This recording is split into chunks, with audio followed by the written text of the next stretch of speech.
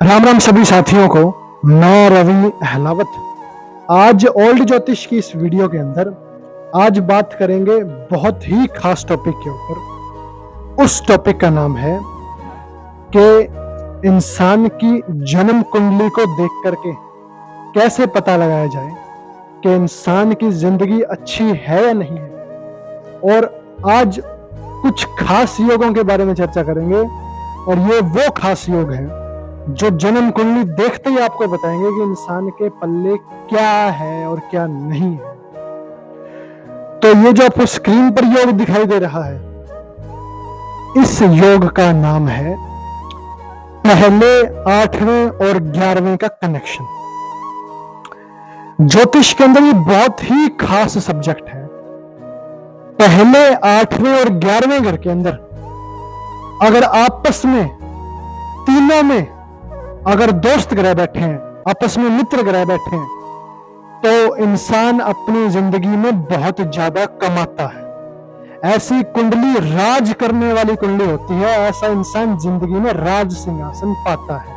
अगर पहले 8वें और 11वें घर के अंदर आपस में तीनों में मित्र ग्रह बैठे हैं, अगर ये है तो इंसान जिंदगी में बहुत कुछ कमाता भी है और इंसान की जिंदगी में उसको राज सिंहासन मिलता है, चाहे वो कोई भी काम करे। ये बहुत ही बड़ा सब्जेक्ट है, बहुत ही बड़ा योग है पहले 8वें और 11वें का। ये जिस भी कुंडली के अंदर आपको दिख जाए, समझो इंसान के पल्ले बहुत कुछ है। इंसान तरक्की जरूर करेगा जिंदगी में। जब भी पहले 8वें और 11वें घर की महादशा आएगी, इंसान तरक्की बहुत ज्यादा करेगा, छोटी मोटी तरक्की नहीं करेगा। फिर दूसरा योग, जन्म कुंडली के अंदर अगर बुध, चंद्र और मंगल ये 3 ग्रह खराब, तो इंसान की सारी जिंदगी खराब। अगर ये 3 ग्रह अच्छे, बुध, चंद्र, मंगल, तो इंसान की 60 से 70% जिंदगी काबू में है।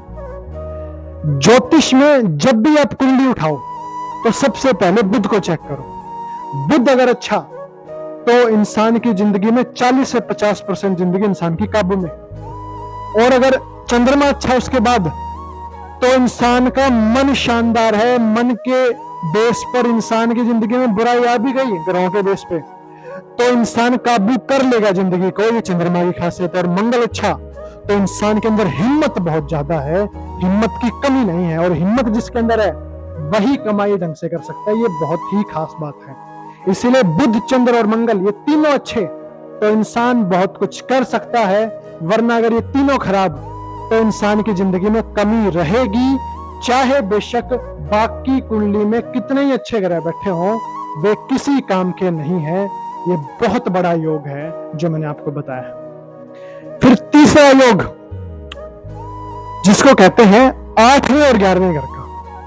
जिस इंसान की कुंडली में 8वें और 11वें घर के अंदर, इन दोनों घरों के अंदर आपस में दुश्मन ग्रह बैठे हैं, 8वें और 11वें घर के अंदर अगर आपस में दुश्मन ग्रह बैठे हैं, तो इंसान 34 साल की उम्र तक जिंदगी में कामयाबी नहीं पाता। इंसान 34 साल की उम्र तक जिंदगी में धक्के ही खाता है। 34 साल की उम्र के बाद ऐसे इंसान की सेटलमेंट के योग बनते हैं और कहीं ना कहीं जाके वो सेट हो जाता है। जब 8वें और 11वें घर के अंदर आपस में दुश्मन ग्रह बैठे हैं और 8वें और 11वें में आपस में दोस्त ग्रह बैठे हैं, तो इंसान छोटी उम्र से ही तरक्की कर जाता है। छोटी उम्र से ही इंसान बहुत ज्यादा कामयाबी पा जाता है। अगर वो किसी चीज के पीछे पड़े तो छोटी उम्र में ही कामयाबी पा लेता है, जब 8वें और 11वें में आपस में दोस्त हो। और पहले 8वें 11वें में तीनों में दोस्त हो, ऐसा इंसान राज सिंहासन पाता है। कहने का मतलब है जो भी काम करे उसमें बहुत कुछ तरक्की पाता है और बहुत ऊंची पोस्ट पाता है। ये 3 योग जिस कुंडली के अंदर दिखे, समझो इंसान की जिंदगी में बहुत कुछ है उसके पल्ले और इंसान के पास नसीब की ताकत है। इंसान अगर मेहनत करे और ये योग हैं, तो इंसान बहुत ज्यादा तरक्की पा सकता है। सिर्फ मेहनत करने की देर है, नसीब पूरा साथ देगा।